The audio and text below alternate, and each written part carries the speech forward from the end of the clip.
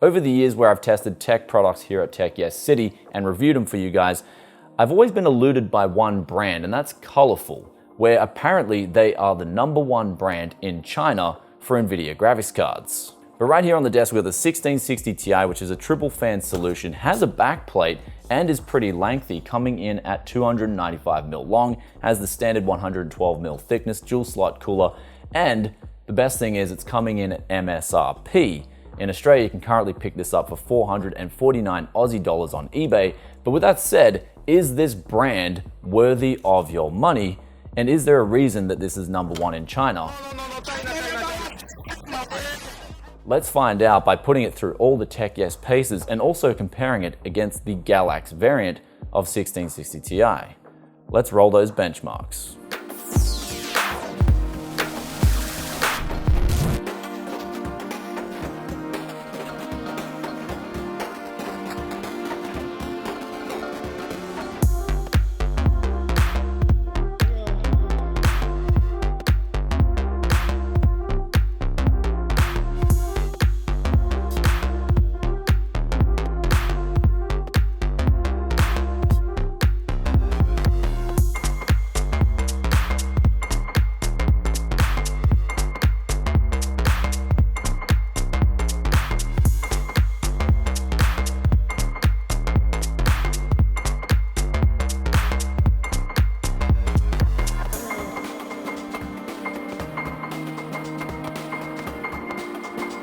So there's all the numbers that we needed to test to give you guys a solid conclusion with the iGame here from Colorful.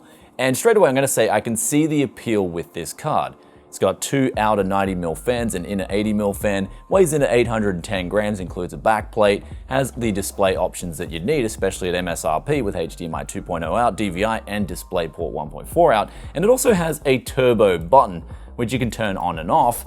I'm presuming that gives you a little bit of a boost, but when I tested the numbers in Shadow of the Tomb Raider, it literally made no difference to performance, where I was left scratching my head what this button actually does. When we manually overclocked the card, we got some very good results, but we could see that the GDDR6 that they're using here is clocked down to 6000 MHz, as opposed to your RTX 2060, for example, where it's at 7001 MHz out of the box.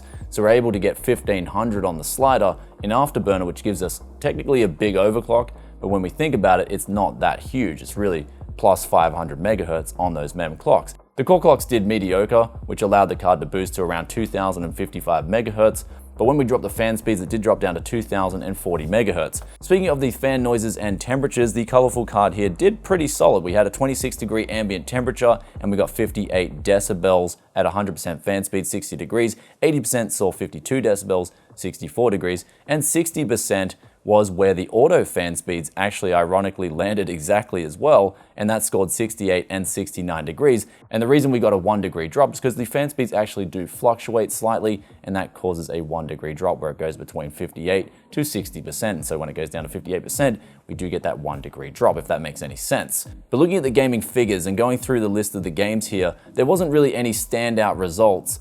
This card performed where it should be. It was slightly better than the Galax card out of the box. And then of course the overclocks did give it a sizable boost, but keep in mind that we could overclock any of these cards in this graph and it will give us a roughly 10% boost, just like we saw on the Colorful card here.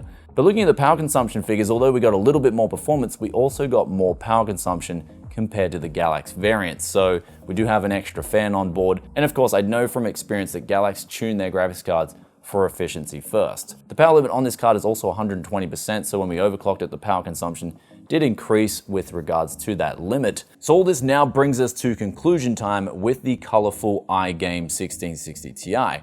Now, one thing I can say from this sample is that Colorful are a solid brand. Like, I wasn't blown away by this graphics card, but also on the same token, I couldn't really pinpoint anything that was bad about this card. Input outputs are okay. Temperatures and noise are okay. The card has a nice, really matte black carbon aesthetic, also has an RGB logo on the side and a backplate for MSRP pricing. So that's the appeal of this card. It's sort of got what the more expensive options have, but it's coming in at MSRP. But this turbo button on the back, I really didn't see the need for it, especially when you can just go into Afterburner and just change and manually overclock things yourself and get much better results.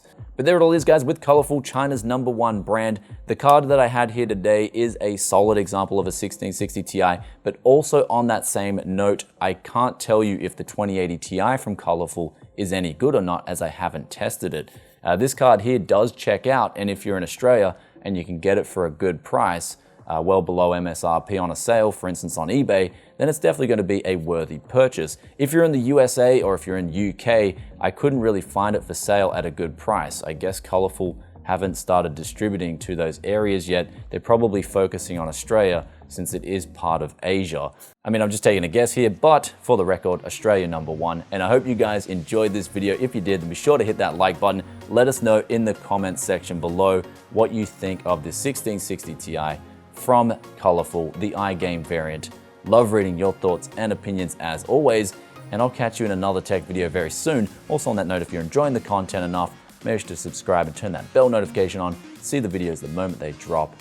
And also, if you want to get an inside scoop, come check us out on Instagram, Tech City, and I'll see you in the next one. Peace out for now. Bye.